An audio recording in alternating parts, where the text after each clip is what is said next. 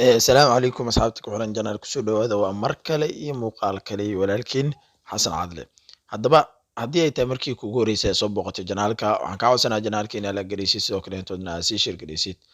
ha iloowin mar walbo maadaama aan halkan active aan ka ahayn waxaan active ka ahay aaladda tiktoka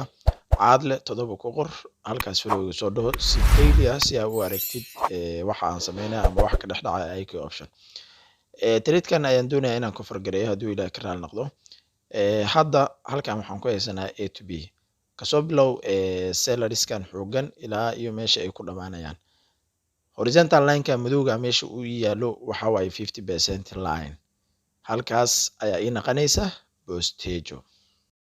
haddaba sidee baan ku ogaaday inay tahay bostejo waxaad soo qaadanaysaa Fibonacci toolka markaad soo qaadatid waxaad arkaysaa 50% line inuu linekii uu isku taagan yahay waxaa imaaday fake breakout kan waxaad ka araysaysaa markaa 1 minute ka joogtid failure of buyers markaa aragtid kadib waxaa soo qaadanaysaa trade-kaaga haddaba aynu aragno 1 minute waa kan failure-ka aaway waa kuwana after breakout maxaa dhaca 1 2 3 4 5 ilaa iyo 5 candle oo macnaha sell ayaa soo daatay marka suuqaane jihadiisu waxay ahayd 1 minute ka uptrend ayay ahayd halkan wuxuu ka sameeyay asagana failure break market structure ah order block-gan candle-kan red-ka ah waa la soo jabsaday markii la soo jabsaday kadib waxaan soo qaatay retracement-tigii buyers-ka ahaa ayaa waxaan soo qaatay sell mar walba waa inaad maskaxdaada ku haysaa the buyers markii aan buyers aragno waa soo sell gareynaa markii sellers aan aragnane waa soo buy gareynaa fikirkaas waa inaad maskaxda ku haysataa maxaan ku dhahay buyerska waa soo sell gareynaa sellerskane waa buy gareynaa hadda sida ujeedaan candle-kan waxa waa uptrend dadka qaar waxay isleeyihiin wiilkan waxa waa waalan yahay waa wareersan yahay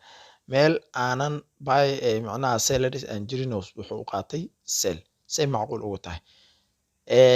wax walbo waxa waaye horta khibrad waaye minute horta qof oo 100% ah qalad wuu kaa dhici karaa bini aadan aad tahay laakiin mar walbo ma ahan in qaladkaagii aad soo codcelisid aniga candle-kan anu ujeedo inuu buy uu yahay ama waxa uu soo qaatay sell 4 daqiiqo 4 daqiiqo waxaan aaminsanaa ama aan ku kalsoonaa in trade-kaas jihadiisa aan aadi doono sida wada ogsoonaane power marka isticmaalaysid laba way ayaa ku lose gareyn kartaa labada way aad ku lose gareyn karto mar walba aad ku soo codceliyo waxa waaye midi waa consolidation suuqu inuu consolidation uu kaaga xirmo meeshii intriga aad ka qaadatay meel u dhow oo xoogo ka sareysa ama ka hooseysa in uu kaaga xirmo that is why marka waxaa ogaatay in suuqaas uu consolidation uu ku jiro sax waa iska sugaysaa ilaa ay consolidationka uu ka baxo bacdeen haddana trade-kaaga sibaa uu soo kabsanaysaa midka kalena waxaa waaye wrong direction inaad u qaadatid suuqa jiha qaldan inaad suuqa u qaadatid marka insha allah waxaa idiin rajeynayaa horumar iyo baraare gacantiina hala fadhiisiyo bye bye warsan iyo salaam